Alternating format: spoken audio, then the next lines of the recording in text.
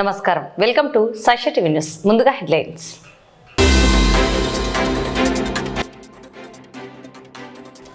పోతిరెడ్డిపాడు వద్ద నిలిచిపోయిన రాయలసీమ ఎత్తిపోతల పథకాన్ని పరిశీలించిన వైసీపీ నేతలు.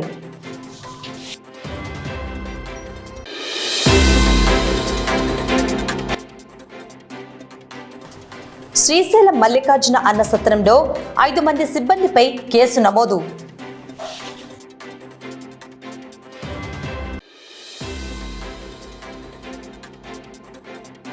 బొగ్గులైన్ వాసులకు మంత్రి లోకేష్ ఇచ్చిన హామీలను నెరవేర్చాలని, లేదంటే ఇల్లు ఖాళీ చేసే ప్రసక్తే లేదని భీష్మించిన బాధితులు.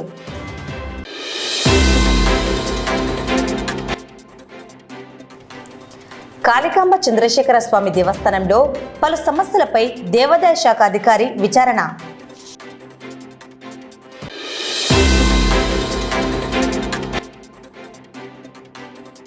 ఈ నెల 5వ తేదీ నుండి 11వ తేదీ వరకు గర్భాశయ ముఖ క్యాన్సర్ నివారణ పరీక్ష శిబిరాలు ప్రారంభం.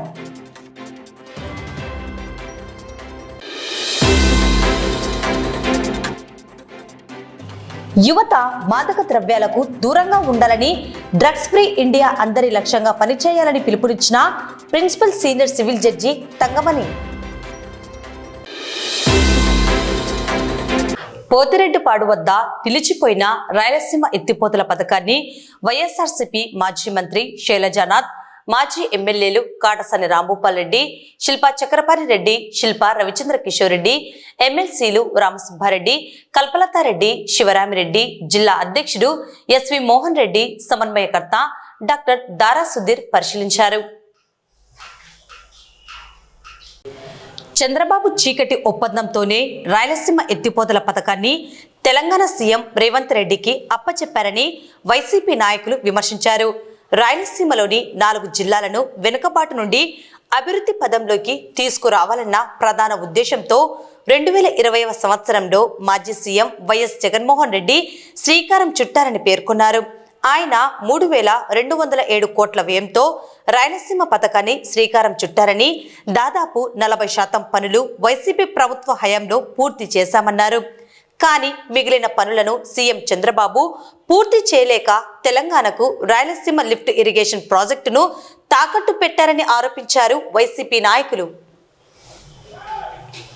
దగ్గర రాయలసీమ ఎత్తిపోతల పథకాన్ని అంతకుముందు దివంగత నేత రాజశేఖర రెడ్డి గారు 40,000 క్యూసెక్కులు ఈ రాయలసీమ ప్రాంత తెలంగాణ వాళ్ళన్నీ కూడా ప్రాజెక్టులు కట్టి ఈ రాష్ట్రానికి అన్యాయం జరుగుతుందనే ఉద్దేశంతోనే మొత్తం మళ్ళీ ఇక్కడ పోతిరెడ్డిపాడు దగ్గర అయితే కింద ప్రాంతాలకు నీళ్లు పోవడానికి అయితేనేమి, నెల్లూరు కానీ మద్రాసు కానీ వీళ్ళకందరికీ నీళ్లు 841 ఉంటేనే పైన ఉంటేనే తప్ప నీళ్లు తీసుకునే అవకాశం ఉండే పరిస్థితి. అటువంటిది కాకుండా 800 కూడా ఉన్నాయని కూడా ఈ రాయలసీమ ప్రాంతానికి కానీ, లేకుంటే మద్రాసు కానీ, నెల్లూరు కానీ దీనిలో ఇక్కడ ప్రాంతాలకు నీళ్ళు ఇవ్వడానికి, అదేవిధంగా ఈ శ్రీశైలంలోని రిజర్వాయర్లో నీళ్ళని అన్నీ కూడా కేవలం ఒక ప్రాంతం వాళ్ళే యూజ్ చేసుకోకుండా కింది ప్రాంతాలకు కూడా పోయి కోస్తా కానీ ఆ ప్రాంతాలకు కూడా ఎటువంటి అన్యాయం.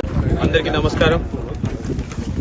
ఈరోజు రాయలసీమని సస్యశ్యామలం చేయాలని చెప్పేసి రాయలసీమ ఎత్తిపోతల పథకాన్ని జగన్మోహన్ రెడ్డి గారు రూపొందిస్తే, రాయలసీమ ఎత్తిపోతల పథకాన్ని ఎత్తివేసే కార్యక్రమానికి చంద్రబాబు నాయుడు గారు శ్రీకారం చుట్టారు.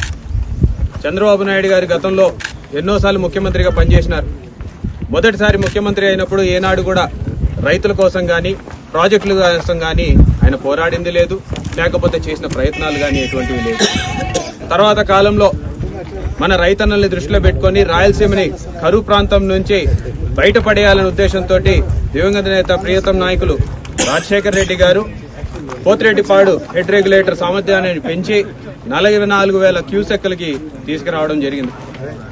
ఆ తర్వాత ఈ రాష్ట్రం విడిపోయిన తర్వాత చంద్రబాబు నాయుడు గారు మళ్ళీ ముఖ్యమంత్రిగా గద్దెనెక్కిన తర్వాత ఏదైనా ప్రాజెక్ట్కి శ్రీకారం చుట్టాడా అంటే, ఆ రోజు ఓటుకి నోటు కేసులో దొరికిపోయి ఎక్కడ నిన్ను అరెస్ట్ చేస్తారు అని చెప్పేసి ఒక భయంతో నువ్వు పారిపోయి విజయవాడ దాక్కున్న పరిస్థితుల్లో దాన్ని అదునుగా భావించే తెలంగాణ నాయకులు ఎక్కడ ఎన్జీటీలో ఈ ప్రాజెక్టు చేయి మహానుభావ, ఈ ప్రాజెక్టు పూర్తి చేయి చాలు మాకు.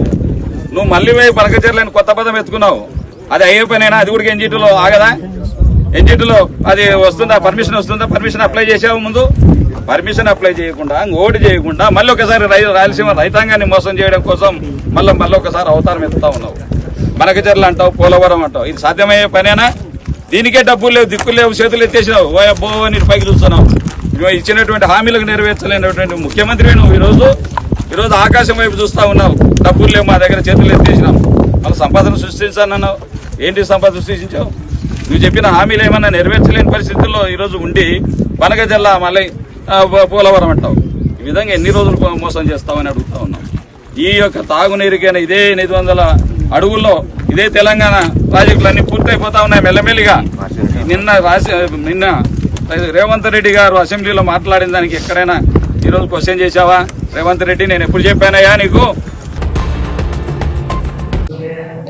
నంద్యాల పట్టణం బొగ్గులేని ప్రాంతంలో దశాబ్దాల కాలం నుండి నివసిస్తున్న కాలనీ వాసుల ఇళ్లను ఖాళీ చేయించేందుకు కూటమి ప్రభుత్వం చర్యలు చేపట్టడం జరిగింది. ఈ విషయంపై స్థానిక ప్రజలు తమకు ఎన్నికల సందర్భంలో యువగలం పాదయాత్రలో మంత్రి లోకేష్ హామీ ఇచ్చాడని, 2 సెంట్ల స్థలం ఇల్లు నిర్మించి ఇస్తామని అన్నాడని, ఆయన ఇచ్చిన హామీ నేటికి 2 సంవత్సరాలు కావస్తున్నా నెరవేర్చలేదని, అలాగే స్థానిక కూటమి నేతలు, ప్రస్తుత మంత్రి ఫరూక్, ఇతర నాయకులు కూడా హామీ ఇచ్చారని, వాటిని ఇంతవరకు పట్టించుకోలేదని, నేడు తమను ఇక్కడ నుండి ఖాళీ చేయాలని బలవంతం చేయడం సరికాదని వాపోతున్నారు. వెంటనే ప్రభుత్వం స్పందించి 2 సెంట్ల స్థలం ఇళ్లను నిర్మించి మౌలిక సదుపాయాలను కల్పించాలని, లేని పక్షంలో ఇళ్లను ఖాళీ చేసే ప్రసక్తే లేదని వారు పేర్కొంటున్నారు. ఈ మేరకు సిపిఎం నేతలు లక్ష్మణ్, నరసింహులు నాయకత్వంలో బొగ్గులే నిర్వాసితులు ప్రభుత్వాన్ని డిమాండ్ చేస్తున్నారు.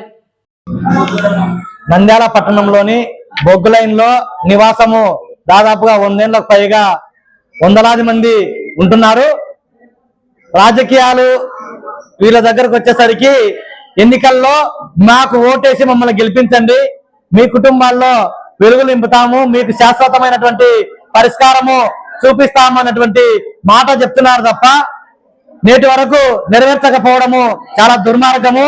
గతంలో వైసీపీ హయాంలో ఇల్లు తొలగించాలి, అభివృద్ధి చేస్తాము అని అంటే అక్కడ ఫరూక్ గారు అయితే, ప్రతిపక్షంలో ఉన్నటువంటి ఫరూక్ గారు అయితేనేమి, తులసిరెడ్డి గారు అయితేనేమి, జనసేన పిడతల సుధాకర్ అయితేనేమి, వీళ్ళందరూ వచ్చి మేము మీకు అండగా ఉంటాము, మా ప్రభుత్వం అధికారంలోకి వస్తే 2 సెంట్ల స్థలము ఇప్పించేలాగున కృషి చేస్తామని చెప్పేసి హామీ ఇచ్చినారు.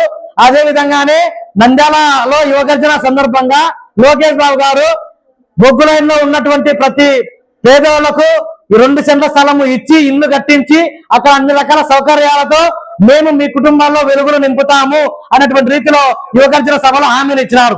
హామీ ఇచ్చి 2 సంవత్సరాలు కావస్తుంది, ఎవరు కూడా పట్టించుకోవడం లేదు.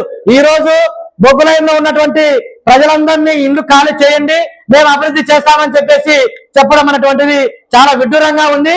నిజంగా నంద్యాల ఇక్కడ ఉన్నటువంటి ప్రజలందరూ కూడా ఒకటే మాట చెప్తున్నారు, మేము బొగ్గులైన్లో చేసేటువంటి అభివృద్ధికి ఆటంకం కలిగించము. అయితే ఆ అభివృద్ధి అంటే మమ్మల్ని కూడా రోడ్డున పడేయడం కాదు, మమ్మల్ని కూడా బాగా చూడడం, మాకు 2 సెంట్ల ఇళ్ల స్థలం ఇచ్చి ఇల్లు కట్టించి అక్కడ కరెంటు మౌలిక వసతులన్నీ కల్పించి మమ్మల్ని బాగా చేసి అభివృద్ధి పరిస్తే అప్పుడు అభివృద్ధి అవుతుంది తప్ప అక్కడ అభివృద్ధి చేస్తామన్నటువంటి సాగుతో మా కుటుంబాలను, మా జీవితాలన్నింటిను రోడ్డు పాలు చేయడం అనేటువంటిది కరెక్ట్ కాదు. మీరు చేసేటువంటిది చాలా తప్పు.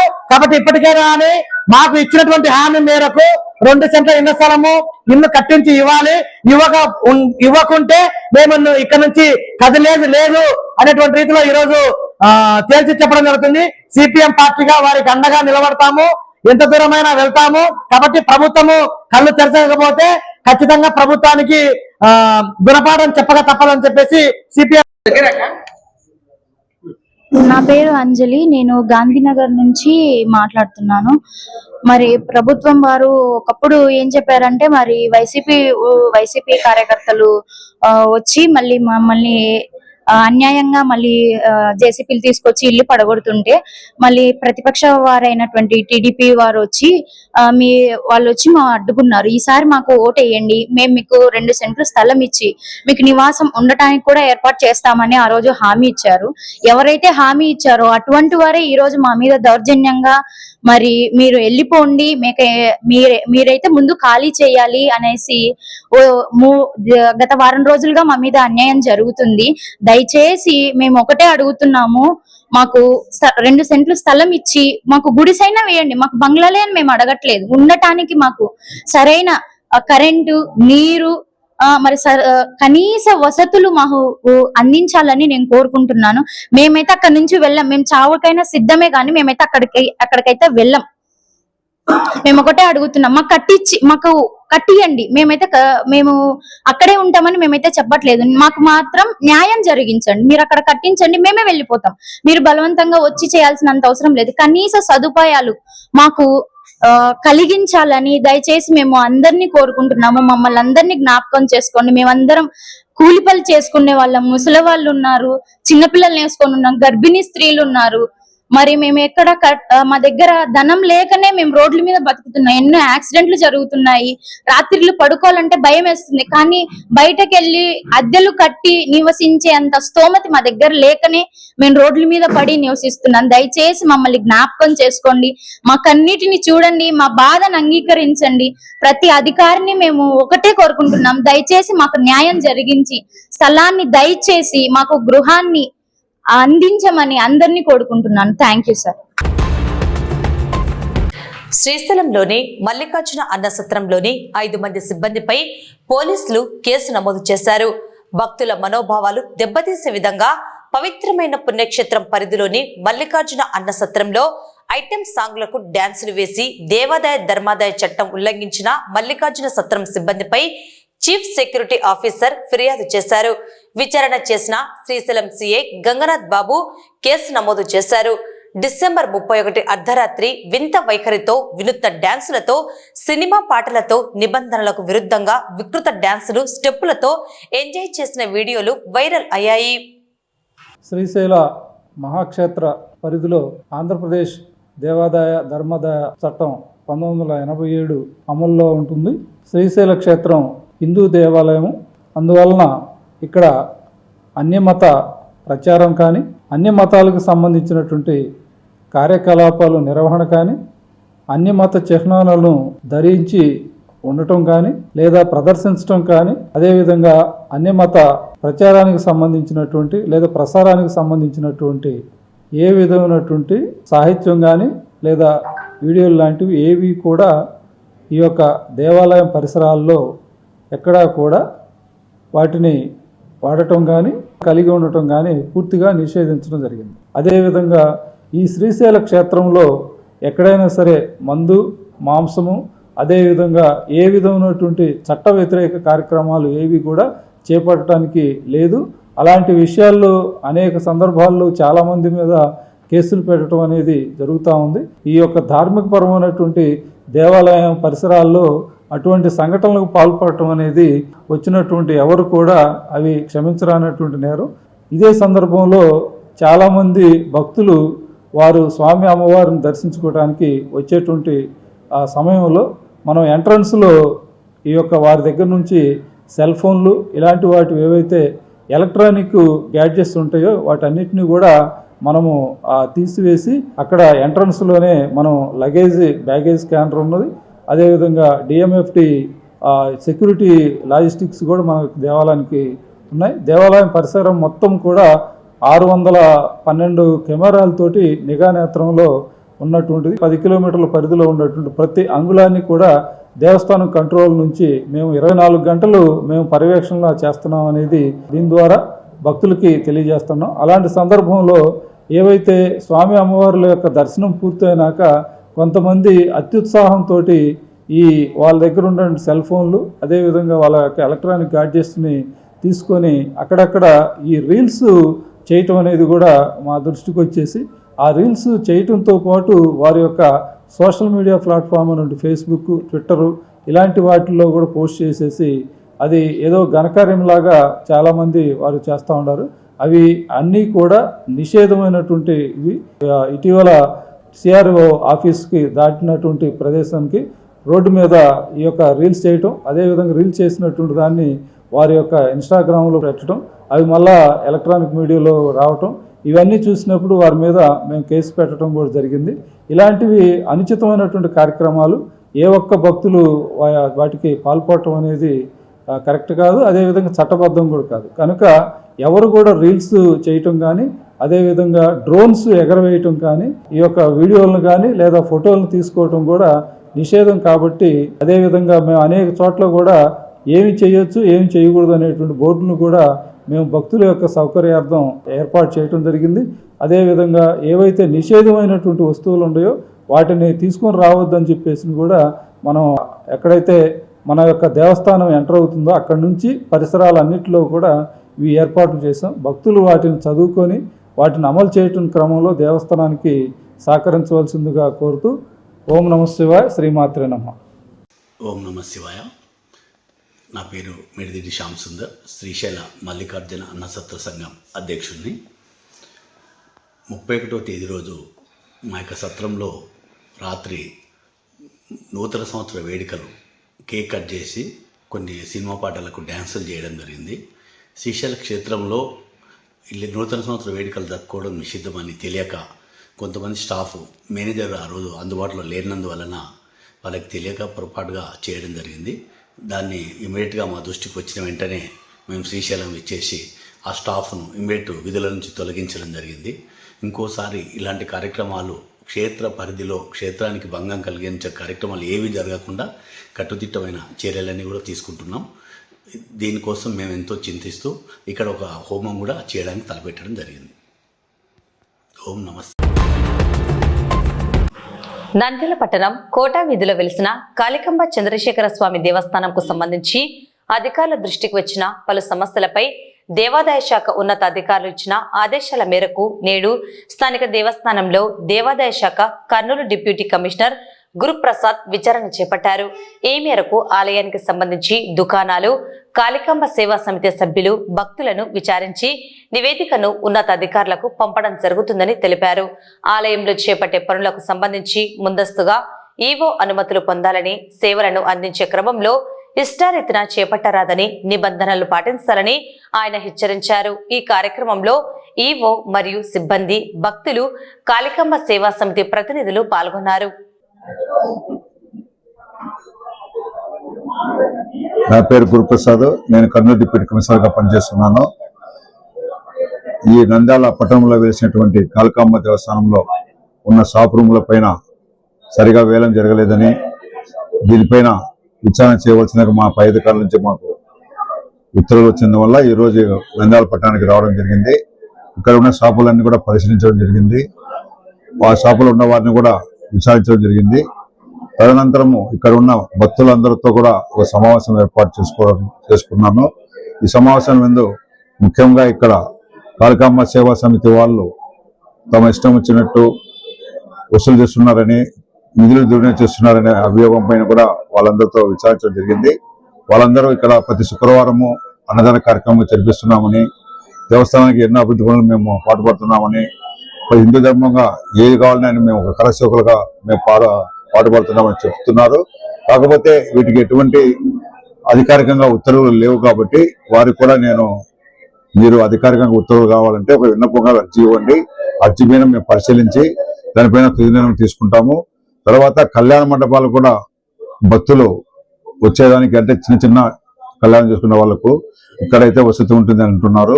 ఆ రోజు ఈ అన్నదానం వాళ్ళు వద్దంటున్నారని కూడా ఒక అభియోగం ఉంది. వాటి కూడా విచారించడం జరిగింది. దానిపైన మేము వారి యొక్క ఇచ్చే అర్జీ పైన పరిశీలించి ఏది చేస్తే బాగుంటుంది, ప్రజలందరికీ భక్తులందరికీ ఏది అనుకూలంగా ఉంటుందో దానిపైన మేము తుది చర్య తీసుకుంటాము. దీనిపైన పై అధికారులు కూడా నివేదిక సమర్పిస్తాము. అందుకని మీరు ఇంటిమేషన్ ఇవ్వండి. ఒక నంద్యాల టౌన్కే కాదు, ఈ యువకే కాదు, రాయలసీమలో ఉన్న అన్ని దేవస్థానం ఉన్న యువలు కూడా నేను మీరు చెప్పిన ప్రకారం మీ చట్టం కూడా ఇష్యూ చేస్తాను 2 days లో. గుడి కడతాము, ఆదాయం లేకుండా కూడా దీపదేవ నైవేద్యం కూడా 10,000 కూడా ఇవ్వగలుగుతాం. అటువంటి కూడా ఇస్తాము. కానీ దాన్ని అభివృద్ధిగా పూర్తిగా చేయాలనుకున్న భక్తులు వస్తే ఏమైనా చేయగలము, ఏదైనా ఆదాయం ఉంటే చేయగలము. ఇప్పుడు దీనికి ముందు ఆదాయం లేదు. ఇప్పుడు సెంట్రల్ ఉంది కాబట్టి ఆదాయం ఎక్కువ వస్తుంది, షాపుల వల్ల వస్తుంది, ఇక్కడ వచ్చిన భక్తులు ఉండిలో వస్తుంది. ఇంకేమున్నది వేరే ఏం లేదు దీని ఆదాయం. కాబట్టి వచ్చిన భక్తులు కూడా కొంతమంది స్వచ్ఛందంగా, కొంతమంది అన్నదానం చేయడం కానీ, ప్రసాదం ఇవ్వడం కానీ, ఏదైనా చిన్న చిన్న పనులు వాళ్ళ యొక్క ఇష్టంతో చేసేటి చేసుకోవచ్చు, నేను దాని కాదనము. మేజర్గా మాత్రం చేయకూడదు. మేజర్ అంటే గుడి పాల్గొట్టడము, అట్లా తీసి ఇంకోటి మోడల్ కడతా అంటే కాదు. ఇప్పుడు ఆయన ఏదో అక్కడ అది గుంత ఉంది అన్నాడు నాగలు కట్ట కదా, అట్లా చేస్తే మేమేం అభ్యంతరం లేదు. అది యువకు చెప్పి చేయాలి. ఎవరంతకు నువ్వు వచ్చి చేయడం, ఆయనంతగా ఆయన చేస్తా అంటే అది వేరే ఉంటుంది కదా. ఏం చెప్తే చెప్పలేము. ఆ గుంతలు తోవడంలో ఏదైనా పెడితే అక్కడ. కాబట్టి యువకు దృష్టికి తేవాలంతే, వద్దనే ఎవరు చెప్పరు. మేజర్ పని మాత్రమే ఎవరు కూడా పర్మిషన్ ఇవ్వరు, మేము ఇవ్వాల్సిందే. అటువంటివి ఉంటాయి. అదొకటి తక్కువ అంటే నాకు డౌట్ వచ్చింది, చూసాం దాన్ని. అదేమి రూమ్ కాదు, ఏదో జస్ట్ కొద్దిగా అంతే ఉంది. దానికి ఏమి అది ఆ విషయం మొత్తం కూడా సమంజసంగా నేను భావిస్తున్నాను. భారతీయ వైద్య సంఘం నంద్యాల శాఖ మహిళా వైద్య విభాగం ఆధ్వర్యంలో గర్భాశయ ముఖద్వార క్యాన్సర్ను ప్రాథమిక దశలో గుర్తించడం కోసం ప్రత్యేక స్క్రీనింగ్ పరీక్ష శిబిరాలు నేటి నుండి వారం రోజుల పాటు నంద్యాలలో అన్ని స్త్రీ వ్యాధి నిపుణుల ఆసుపత్రులలో నిర్వహిస్తున్నట్లు వైద్యులు తెలిపారు. ఈ సందర్భంగా మంగళవారం సాయి మల్టీ స్పెషాలిటీ ఆసుపత్రి ప్రాంగణంలో ఉన్న జాబిల్లి ఆసుపత్రిలో నిర్వహించిన ప్రారంభోత్సవ కార్యక్రమంలో నంద్యాల మహిళా వైద్య విభాగం అధ్యక్షురాలు డాక్టర్ మాధవి, కార్యదర్శులు డాక్టర్ సునీత, డాక్టర్ శైలజ లాంఛనంగా రిబ్బన్ కట్ చేసి శిబిరాలు ప్రారంభించారు.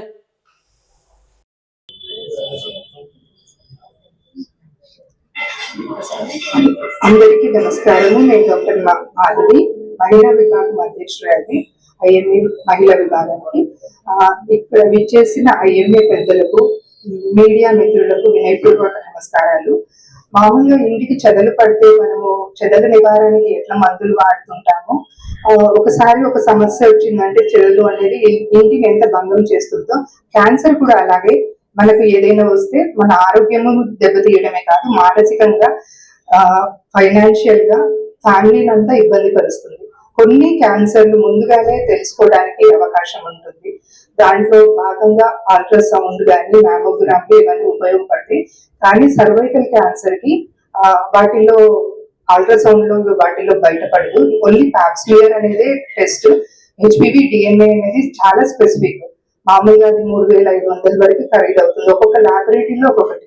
2 ఏళ్ల క్రితము మేమందరం డాక్టర్స్ కూడా 3,000 పెట్టి పరీక్ష చేయించుకోవాల్సి వచ్చింది.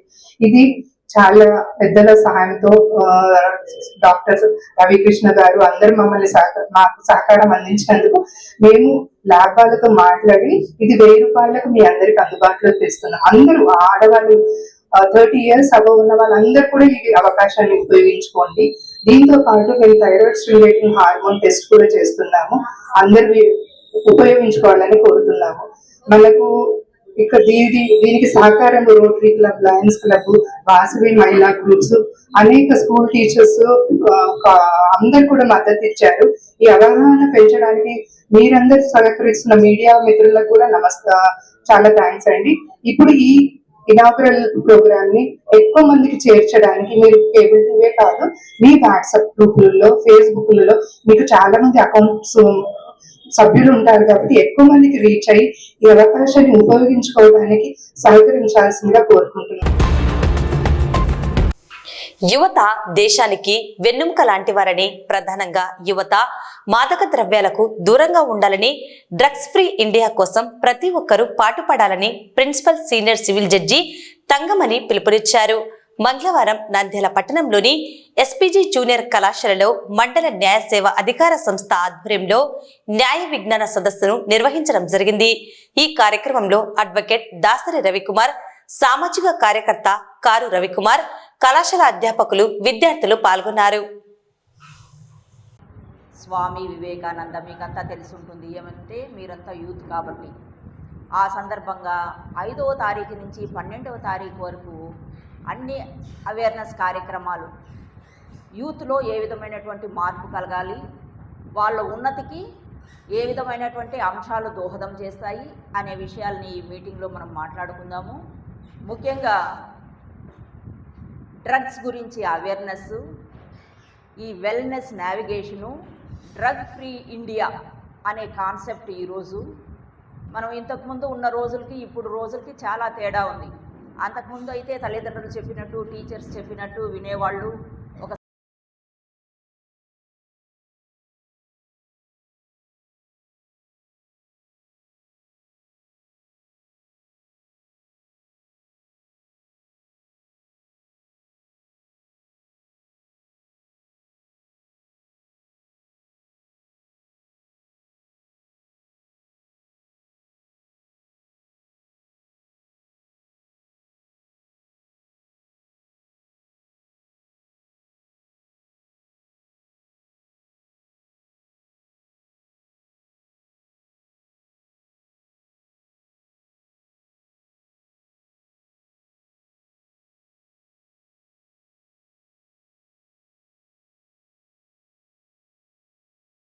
కావాలి, అదే చాక్లెట్స్ కావాలి, అదే ఐస్ క్రీమ్ తినాలి అనే ఒక ధోరణి అనేది పెరిగిపోయి తెలియదు పిల్లలకి దాంట్లో ఏముంది ఏం కథ అని. అదేవిధంగా స్కూల్ వ్యవస్థ నుంచే అంతకుముందు 10th క్లాస్ అంటే మేము చిన్నపిల్లలు అనుకునేవాళ్ళము. ఇప్పుడు 10th క్లాస్ ఫేర్వెల్ పార్టీలోనే మందు పార్టీలు చేసుకుంటున్నారు. పట్ల అసభ్యంగా ప్రవర్తించేటువంటి అవకాశాలు చాలా ఎక్కువ ఉంటుంది. దాని యొక్క ఇన్ఫ్లుయెన్స్ వాళ్ళ మైండ్లో ఉంటుంది. కాబట్టి డే బై డే ఈ డ్రగ్స్కి అలవాటు పడితే ఏమవుతుంది, క్రమంగా నాడీ వ్యవస్థ అనేది దెబ్బతినిపోతుంది. మీకు అవగాహన కల్పించడం, ఎందుకంటే చిన్నపిల్లలు ఇంటర్మీడియట్ స్టేజ్ నుంచే చెడు అలవాట్లకు మొదలు పెడతారని చెప్పి అందరూ అనుకుంటారు. కాబట్టి మేడం గారు మన కాలేజీని, మన విద్యాసంస్థను గుర్తించి మన మధ్యన ఆమె సమయాన్ని కేటాయించాలని అనుకున్నారు. మేడం గారికి ఎస్పీజీ జూనియర్ కాలేజ్ తరఫున మా నంద్యాల అధ్యక్ష కన్నపు బిషప్ గారు, right reverend K Santosh Prasannarao bishop గారి తరఫున, ప్రిన్సిపల్ గారు దివాకర్ సార్ గారు, ఇన్ఛార్జ్ ప్రిన్సిపల్ మేరీ గారు, అదేవిధంగా ఈ ప్రోగ్రామ్ను అరేంజ్ చేసినటువంటి అడ్వకేట్ దాసర్ రవి గారు, వీరందరికీ కూడా, ప్రిన్సిపల్ గారికి, అదేవిధంగా కాలేజ్ యాజమాన్యానికి కూడా, నా స్టాఫ్ అందరికీ కూడా నేను ధన్యవాదాలు తెలియజేసుకుంటుంటూ, మీరందరూ కూడా మేడం గారు చెప్పిన మాటలు విని మీ యొక్క తల్లిదండ్రులు, మీ కుటుంబ వ్యవస్థను అర్థం చేసుకొని తల్లిదండ్రులకు, సమాజానికి, దేవునికి మంచి పేరు తెచ్చే పిల్లలుగా ఉంటారని కోరుకుంటూ మేడం గారికి ధన్యవాదాలు. వార్తలు ముగించే ముందు ముఖ్యాంశాలు మరోసారి.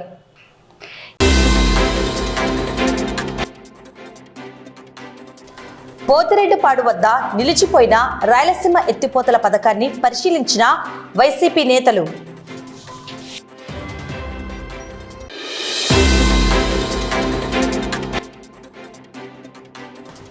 శ్రీశైలం మల్లికార్జున అన్న సత్రంలో 5 మంది సిబ్బందిపై కేసు నమోదు.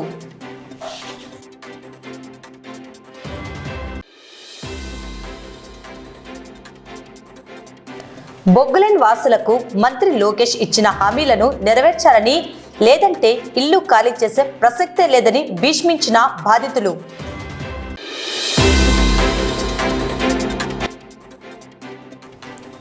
కాళికాంబ చంద్రశేఖర స్వామి దేవస్థానంలో పలు సమస్యలపై దేవాదాయ శాఖ అధికారి విచారణ.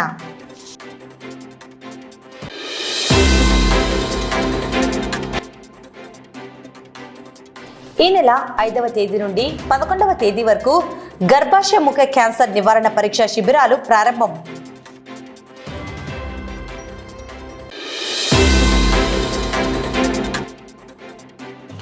యువత మాదక ద్రవ్యాలకు దూరంగా ఉండాలని, డ్రగ్స్ ఫ్రీ ఇండియా అందరి లక్ష్యంగా పనిచేయాలని పిలుపునిచ్చిన principal senior civil judge Thangamani. ఈ వార్తలు ఇంతటితో సమాప్తం. నమస్కారం.